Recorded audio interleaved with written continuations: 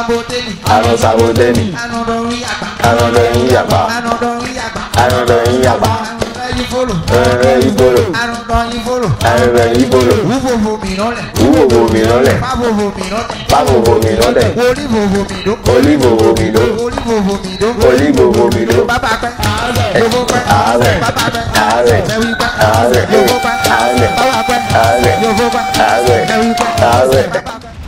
Ah, tu me connais.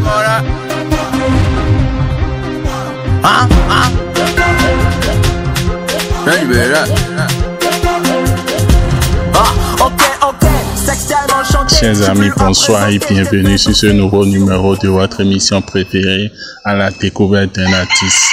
Nous sommes aujourd'hui à Codomé pour vous présenter un artiste très connu, quelqu'un qu'on ne présente plus de nos jours. Il est très connu au Bénin et à l'international. Il s'agit de InStyle. Il fait du rap puis du rap Gogoron. Nous allons le découvrir tout à l'heure. Suivez-moi.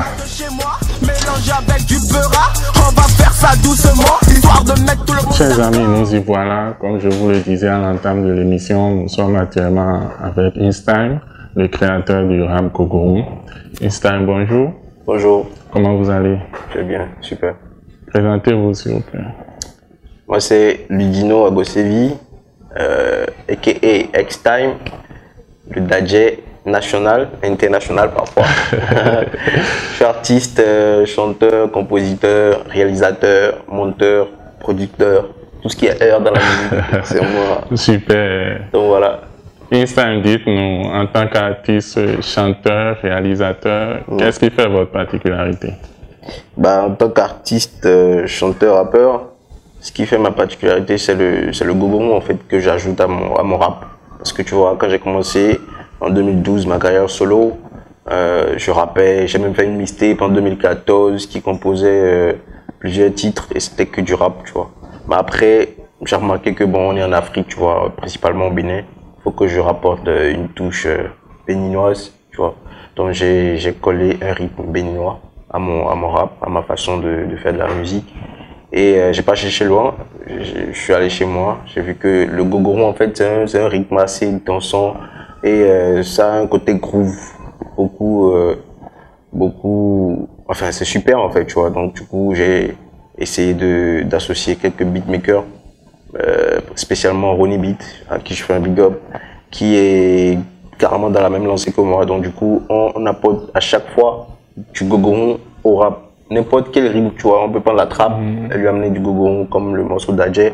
On peut prendre de l'afro, tu vois, les afros des Naija là, on ramène quand même le gogoron pour prouver en fait que ça vient du Bénin, tu vois. Voilà, donc c'est ce qui fait ma particularité en tant qu'artiste. Mais en tant que réalisateur, ce qui fait ma particularité, enfin tout le monde sait, tout le monde kiffe mes montages, tu vois. Parce que je suis carré dans les montages. Quand tu vois quelqu'un qui connaît la musique, enfin qui a comment je l'appelle, le truc là dans le sang, la cadence dans le sang, son montage est un peu différent des autres, tu vois. Donc du coup c'est ce qui fait beaucoup ma particularité, surtout les clips rap, c'est mon fort. Donc du coup voilà. Quel est le clip dont vous êtes le plus fier? Le plus fier, je crois que c'est le clip de Osmose, Bolide de Osmose. On l'a tourné à Pau, dans un petit studio. Mais quand tu vois le clip, tu vas penser qu'on est allé à Dubaï, tout ça, tu vois. Donc je suis aussi spécialiste de fond vert. Tu vois, quand tu vois le clip de Chris Ba, nous à Dayo, tu vois, on l'a carrément amené au paradis, tout ça. Donc c'est un peu ça. InStyle a combien d'albums à son actif? J'ai pas encore d'album. J'ai que des mixtapes et des EP, mais j'ai pas encore d'album. Mais ça va venir. Pourquoi pas d'album jusqu'à présent? Ouais, parce que c'est le public, hein, c'est le public béninois. Je crois qu'ils sont pas prêts pour les albums, tu vois. Parce que les albums, quand on les fait, il faut les vendre pour rentabiliser, tu vois. Mais après, quand tu sais que le public, même, tu vois, je vais prendre l'exemple de Vano, par exemple. il n'a même pas encore fait un album, tu vois. Alors que c'est déjà un artiste assez confirmé, tu vois. Renommé international. Voilà, donc du coup, je sais pas ce qu'il attend. Je crois qu'on est du même avis là-dessus. Donc du coup, dès que le public sera prêt à acheter des albums, on va sortir des albums. C'est pas les sons qui manquent. Moi, j'ai déjà peut-être 50 sons en cargaison, tu vois. Donc, dès que le public, on va constater que le public sera prêt pour des albums, on va lancer des albums. Mais pour le moment, on sera en train de balancer des singles, des EP, tu vois, pour les régaler, pour les tester tout le temps. D'accord. Quelle est votre plus grosse collaboration? Ma plus grosse collaboration, je crois que c'est avec Amir et Blaze. Amir, Presidente. Presidente. Sur quel titre? Trop c'est trop, remix. Et avec Blaze? Bouge non-stop. C'était du feu. Hein? Ouais, c'était du feu, surtout le remix avec Amir. C'était bien quoi, parce que trop c'est trop, en fait, ça révélait des problèmes qu'il y avait dans le pays, dans le temps, tu vois. Et même qui persiste, enfin, c'est un son qui traverse le temps, parce que tout le temps on a des problèmes d'essence, tout le temps des problèmes de route, mais aujourd'hui maintenant c'est bien. C'est bien que les routes soient réparées, tout ça. Mais néanmoins, il y a encore quelques routes qui sont là. Un big up d'ailleurs au président de la République qui fait du bon boulot. Oui, il fait du bon boulot. Et voilà, donc il a vu les mots qui manquaient un peu le pays, donc du coup, il est en train de travailler dessus. Parmi tous vos titres, lequel vous aimez le plus? Dadje. Pourquoi? Parce que c'est de là que le rap gogo a démarré. Et le son là, vraiment, ça impec. Franchement, c'est fort. Comment même je l'écoute. Jusqu'à présent, ça pèse toujours. Ouais. N'importe où je passe, dans le Bénin, en fait, tout le monde connaît le morceau. Ça n'a même pas beaucoup de vues sur YouTube. Je crois que c'est à ça 60 000 vues. Mais c'est connu de tous, en fait. Du nord au sud. Du nord au sud. Nati, je suis allé à Nati, tout le monde parcourt, tout le monde. Ici, n'en parle même pas. Un acapella. Maui swano ngagbeto datemba kwele nshio enye itono instam nchindo maui na ye mitova po nchina dossier et ce n'est que le début. Hey, on va s'amuser. Dajelova Dajelova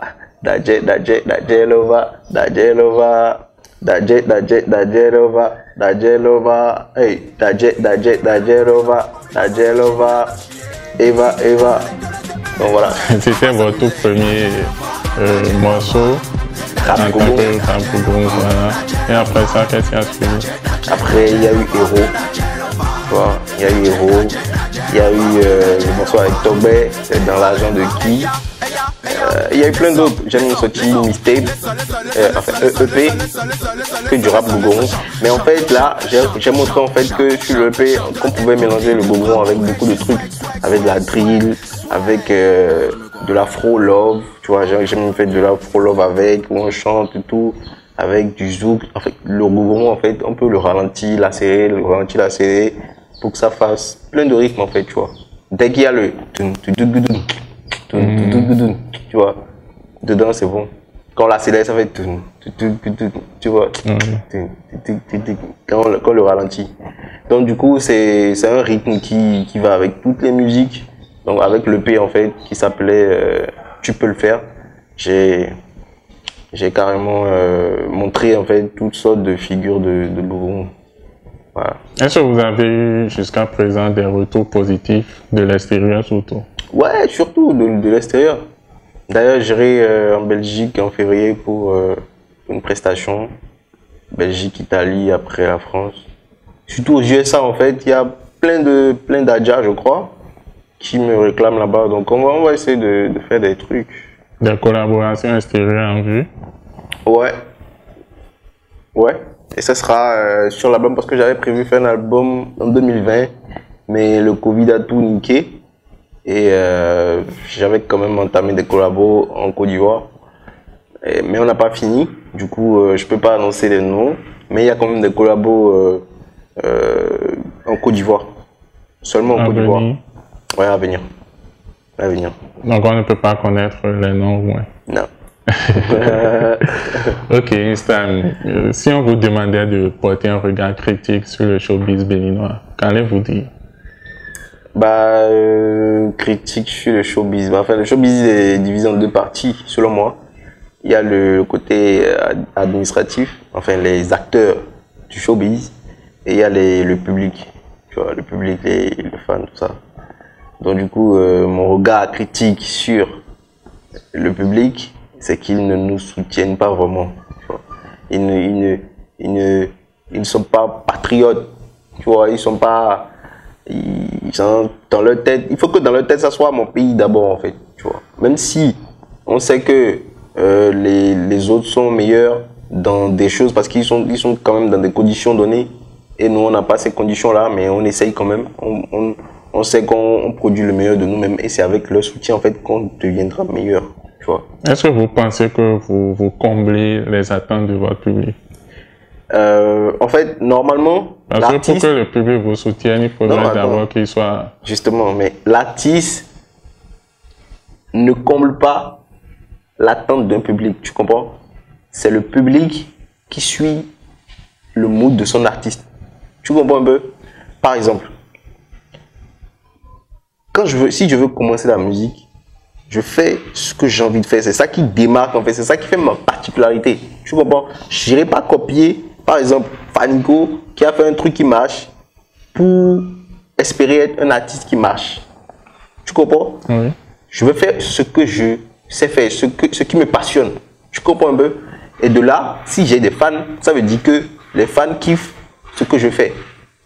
Maintenant, en évoluant, si je vois que bon, à un moment donné, mon public veut un truc, que je fasse un truc pour leur faire plaisir, je peux leur faire ça, tu vois. Je peux leur faire ça. Mais, quand ils me suivent, c'est qu'ils aiment ce que je fais. Et quand si j'excelle dans mon truc, ils doivent me suivre, tu vois. Donc, à un moment donné, en fait, c'est du donnant-donnant aussi, tu comprends? Il faut qu'on les comble, il faut que aussi... Il faut que les deux parties soient satisfaits. Voilà, tu vois un peu. Donc, c'est un peu ça. Mais il faut vraiment qu'ils nous portent en fait. Parce qu'on constate que, voilà, quand on met deux artistes par exemple, on compare Blaze et Suspect, ou bien on fait des trucs comme ça là. Et les Béninois disent des trucs bizarres. Alors que quand tu prends un Ivoirien, par exemple, mais si tu mets Ramba Junior, tu mets Blaze, l'Ivoirien va dire que frérot, c'est Ramba Junior. D'abord, tu vois. On fait ça là d'abord avant de... J'ai même dit une fois sur Facebook que c'est Céline Dion, moi je choisis c'est Céline. Les gens ne connaissent pas créer. Mais ils savaient pas en fait le message que moi je passais par là en fait, tu vois. C'est pas que on ne va pas dire que bon, c'est parce que l'autre sait chanter que l'autre, mais en tant que patriote, c'est Céline, c'est l'une des miennes, tu vois. Donc je peux pas choisir une autre personne, c'est mort, tu vois. Donc si le public a ce feeling là, ça veut dire que quand tu rentres dans un club, tu vas d'abord demander de jouer de la musique béninoise. Même si tu veux écouter d'autres musiques, demande d'abord la musique béninoise. Tu vois, au moins à 80%, écouter de la musique béninoise, c'est ce qui nous fait plaisir, nous. C'est ce qui fait que nous, on évolue en fait. Si vous ne faites pas ça, nous, on ne peut pas évoluer. Tu vois, donc c'est tout ce que je demande au public. C'est mon regard critique. On espère que le message passera. On espère. Et de l'autre côté, côté administratif? Bon, du côté administratif, je crois que je crois qu'ils font leur boulot aussi, mais de leur demander aussi que ils n'ont qu'à vraiment suivre les efforts des artistes. Par exemple, s'ils veulent appeler des artistes sur les concerts, les grands concerts, les trucs comme ça, de ne pas seulement faire du favoritisme, mais de voir vraiment les choses qu'il y a à vendre, tu vois. Qu'il y a à vendre. Par exemple, ils font des concerts et il n'y a pas de... Bon, c'est pas que je parle pour moi ou je parle pour mon ethnie, mais ils invitent des artistes, il n'y a que des artistes qui chantent en fond, mais qui chantent... Ils n'ont qu'à faire la diversité, quand tu vois, ils appellent le nord, ils appellent le sud, ils appellent les Adjas, ils appellent les fonds, ils appellent les... Genre, ils n'ont qu'à vraiment diversifier les trucs, de ne pas juste prendre des artistes qui buzzent. Donner la chance à tout le monde. Voilà, tu vois, de ne pas juste prendre les artistes qui buzzent en fait sur le truc, tu vois. Ça frustre beaucoup ceux qui travaillent vraiment, tu vois. Mais bon, qui ne sont pas dans des trucs donnés. Donc du coup, ils n'ont qu'à vraiment diversifier, voir. Mais big up à Alan Esmo qui organise souvent des concerts et tout. Et à 5 heures aussi, qui a fait un festival dernièrement. C'est très bien, très bien. Et voilà. La Centrale Compagnie de Richard Flash. La Centrale Compagnie de Richard Flash, voilà. Qui organise aussi beaucoup de trucs, ouais. Ouais, Lou. Ouais. Donc voilà. Dites-nous, Instam, quelle a été votre plus grande déception en tant qu'artiste et en tant que réalisateur au Bénin? En tant qu'artiste, une déception, bon, je crois que j'étais déjà préparé psychologiquement par rapport aux efforts à fournir dans la musique, tu vois. Donc j'ai jamais cru qu'il y aurait un truc facile à faire. Donc du coup, quand je commence un truc, j'y vais avec tous mes efforts, tu vois. Du coup, même quand il y a un truc qui se passe, histoire de me décevoir, tout ça, ou de me persuader d'abandonner ou des trucs comme ça, j'arrive à les surmonter parce que je m'étais déjà apprêté pour ça, tu vois. Donc, est-ce qu'il y a eu des concerts sur lesquels vous vous attendez, puis finalement on ne vous a pas appelé? Non. Pourquoi? Festival de la musique organisé par le gouvernement, des trucs comme ça? Ah, genre, non, même pas. Moi, en tout cas, tu sais, ces choses-là ne me font pas mal parce que je me dis, bah, si on m'appelle pas, ça veut dire que il y a un truc que j'ai pas fait. Tu comprends? Il y a un truc que j'ai pas fait pour qu'on m'appelle. Parce qu'il y a des trucs sur lesquels on m'appelle, par exemple le festival EA de Lionel Talon, on m'a appelé. Donc ça veut dire que j'ai fait un truc, tu vois, genre peut-être que ils ont vu un truc qui les a accrochés, c'est pour ça qu'on m'a appelé, tu vois. Donc du coup, si on m'appelle pas pour un truc, moi ça ne me déçoit pas, tu vois. Ça ne me déçoit pas. Mais après, je me dis qu'il y a il y a du travail à faire. Il faut qu'on fasse des trucs. Et voilà. Si tu travailles, on va t'appeler. Si tu travailles, tu es dans les temps, tu es tout le temps, truc là, on va t'appeler. Il n'y a rien à faire. Si tu es incontournable, on va t'appeler.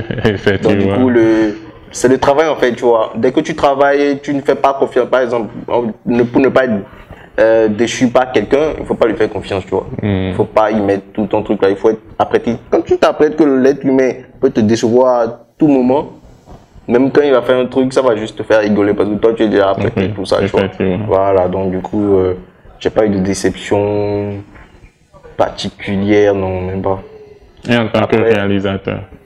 Ouais, bon, en tant que réalisateur, il y a peut-être des artistes, des comportements d'artistes qui déçoivent parfois, mais ça aussi, je suis prêt pour ça et je comprends vite parce que je suis aussi artiste, tu vois. Donc du coup, quand il y a un petit problème par rapport au tournage où il n'a pas payé, il n'a pas soldé ou des trucs comme ça, moi je suis patient et une chose est sûre, il y a une règle dans ma tête, quand je finis le taf, si tu ne remets pas les sous, je ne te remets pas ton clip. Est-ce qu'il y a eu des artistes qui vous doivent jusqu'à présent? Ouais. C'était les noms.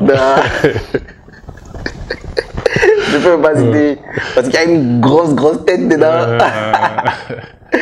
Non, mais. Et comment vous arrivez à gérer ce genre de situation? Ouais, mais ils n'ont pas le clip, c'est tout. Non, mais j'ai quand même fait confiance. Tu vois, c'est ce genre de truc, tu vois. Mais ça me déçoit pas parce que je me dis, on va se le faire. Je te raconte un petit truc. C'est que l'artiste, il a fait un clip. Il n'a pas soldé, tu vois. Il m'a dit, je vais solder. Mais remets-moi le clip d'abord, je dois sortir ça pour qu'on puisse me trouver des trucs pour que je solde, tu vois. J'ai fait confiance, j'ai remis. Jusqu'à aujourd'hui, j'ai pas trouvé. Mais je lui ai pas, j'ai pas commencé par crier, il dit ouais, remets-moi. Mais non, tu vois, je me suis calmé. Après, il est revenu, genre, pour faire un autre clip, tu vois. J'ai dit ouais, il n'y a pas de souci, tout ça. Donc, il a donné l'avance de ce clip et je lui ai dit, tu me devais tel. Tu vois un peu, donc avec la patience, tout serait, tu vois. Donc voilà, si j'avais crié, il n'allait pas revenir vers moi. Voilà, justement. Donc voilà, c'est comme ça. Donc dans la vie, il faut être un peu. Vous avez le feeling des gagnants. C'est tout. Des projets à court terme? Ouais, des projets à court terme. En février, j'ai sorti le premier single de 2023. Suivi sûrement d'un clip. Donc gros clip. C'est pour ça que j'ai patienté pour pouvoir sortir ça en février, sinon je pouvais sortir ça en janvier. Mais il faut que je fasse ça bien, quoi, tu vois. Donc du coup, à court terme, il y aura un single qui va descendre là tout de suite. Et voilà. On peut connaître le titre, hein? Dagby. Dagby, ok. Et à long terme? À long terme, je crois qu'on va continuer les concerts.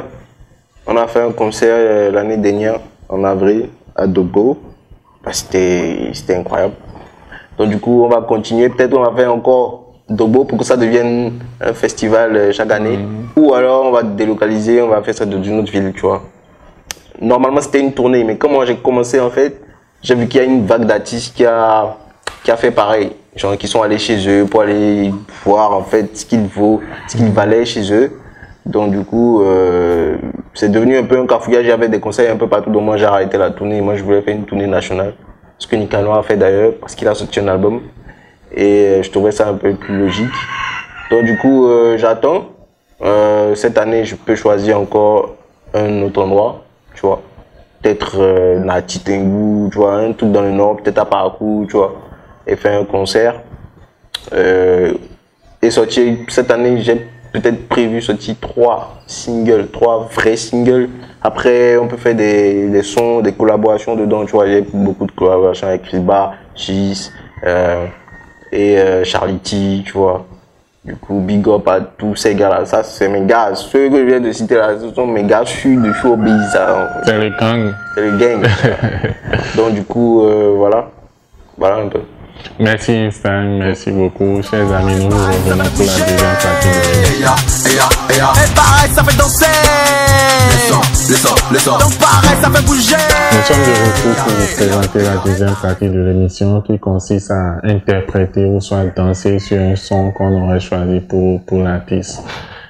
Einstein, vous êtes prêts? Je préfère l'interprétation. Danser, c'est pas mon truc. C'est pas votre fort.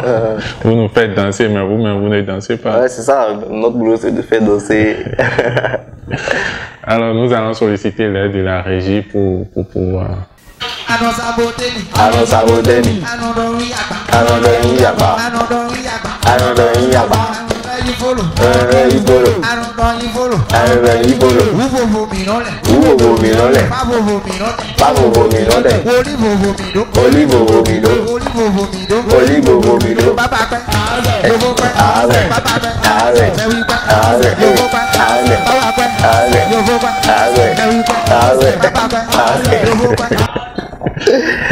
Merci beaucoup. Qui a chanté la chanson? C'est une chanson d'un des artistes porte-noviens. Ah, c'est sûr, c'est clair que c'est Porto. Ça, c'est tout de la gosse, ça. Merci super de nous avoir reçus chez vous, Einstein. Ouais, vous pouvez revenir quand vous voulez. Je vais vous appeler dès que j'aurai un album en cours, un concert, tout ça. Vous allez m'interviewer parce que c'était bien de discuter avec vous et tout. On sera heureux de revenir. Seulement. Vous avez un dernier mot? Bah, le dernier mot, c'est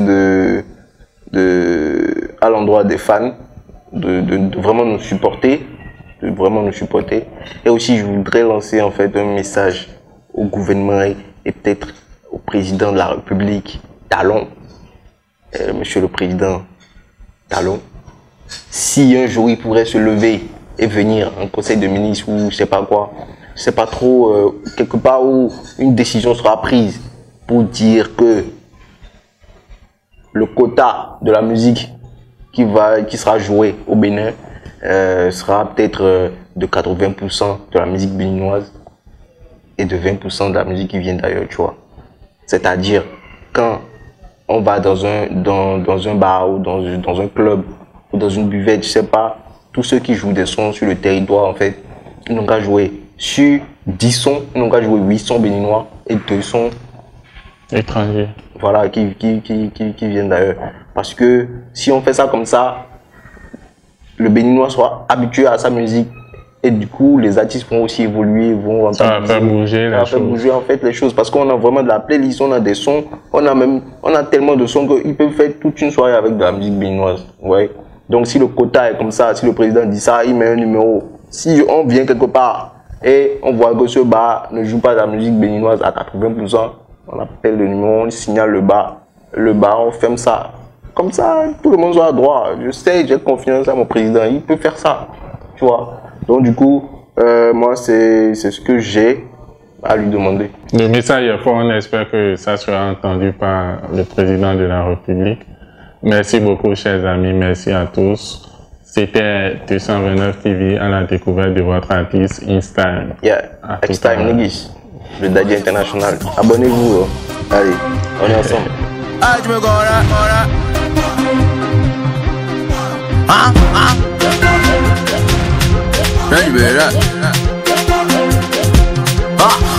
Ok, sexuellement chanté, je suis plus à présenter, je t'ai fait danser. c'est trop. Prends-moi des photos avec ce plat, je fais bouger ta go. Non stop, non stop, non stop, et c'était pas mon dernier mot. Alors je suis revenu vous mettre d'accord, et pareil ça fait bouger.